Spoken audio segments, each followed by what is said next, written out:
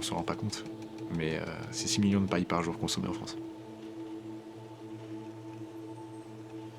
Au moment où le gouvernement et l'Union européenne annoncent l'arrêt des pailles plastiques, le restaurateur s'est dit « Ok, je vais devoir basculer d'une paille plastique qu'on me donnait par une paille payante de qualité inférieure au plastique. » De par ce constat-là, on s'est dit « On doit plancher sur une paille de qualité, biosourcée, faite en France et compostable à domicile. » Et voilà, c'est parti de là, la Société des Nouvelles Pailles.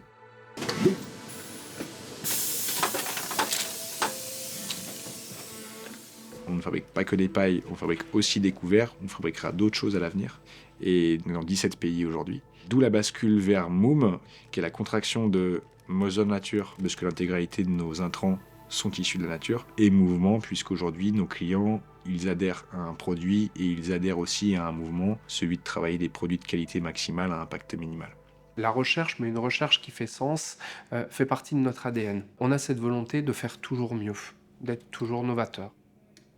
La première étape sur laquelle on a travaillé, ça a été le sourcing de nos intrants. On essaye et on s'astreint à aller se fournir auprès de fournisseurs français pour un certain nombre de produits, avec également un grand souci de traçabilité. Ça, c'est le premier exemple. Le deuxième, c'est d'implanter l'ensemble de sa production sur son territoire. Parce que qui dit implantation locale dit moins de trajets, moins de transport et des produits qui vont être beaucoup plus proches du lieu de consommation.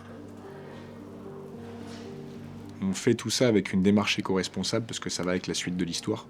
Une paille plastique, une fois jetée dans la nature, t'es sur 400 ans pour être dégradée. Aujourd'hui, tu mets une paille dans un compost domestique, en 4 mois, elle est dégradée à 100%. On a travaillé sur la capacité de réutiliser nos produits. Ensuite, on a travaillé sur la possibilité de les composter. Et on essaye vraiment de travailler sur cette fin de vie. On a tous cette image de résidus, de détritus qu'on trouve dans la nature, et de se dire qu'à partir du moment où nous, une de nos pailles va arriver dans la nature, quelques jours ou quelques mois plus tard, elle aura disparu et l'impact sera neutre sur la nature.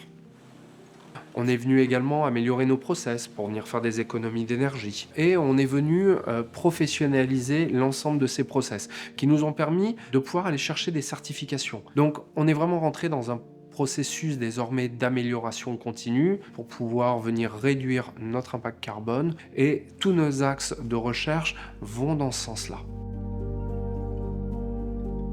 On travaille avec les ZAD de Sainte-Sigolène depuis 2022. C'est un partenariat qui nous tient à cœur puisque 50% de nos collaborateurs sont en situation de handicap.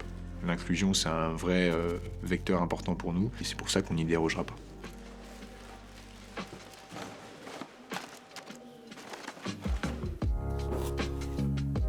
Quand je vois les plus grands noms du CHR utiliser nos produits, ça ne fait que confirmer le fait qu'on ne s'est pas trompé dans la direction qu'on a souhaité prendre. Les pailles, elles n'apportent aucune saveur complémentaire néfaste à la boisson. Elles résistent à la chaleur, elles ne se dégradent pas dans la boisson. Et le jour où je les ai testées, je me suis dit, ça y est, enfin, on a une vraie solution qui va nous aider à pouvoir répondre à la qualité de service qu'on souhaite.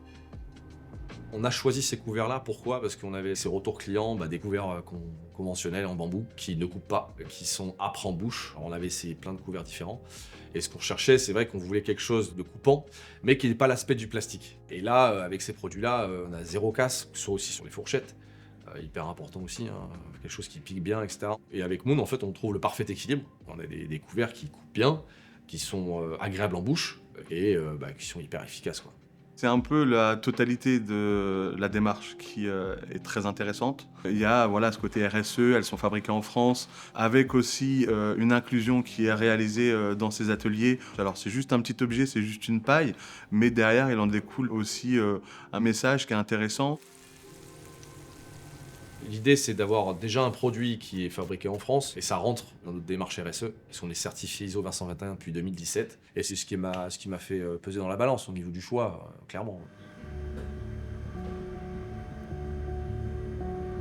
La volonté, c'est toujours d'aller plus loin, et ainsi d'avoir des gammes qui vont venir s'élargir et qui vont répondre de la manière la plus vertueuse possible à un usage ou un type d'utilisation. La suite de l'histoire, c'est ça. On veut fabriquer en France les produits les plus responsables possibles, le plus accessible possible, apporter des produits de qualité maximale à un impact minimal au plus grand nombre et avec un taux de service irréprochable.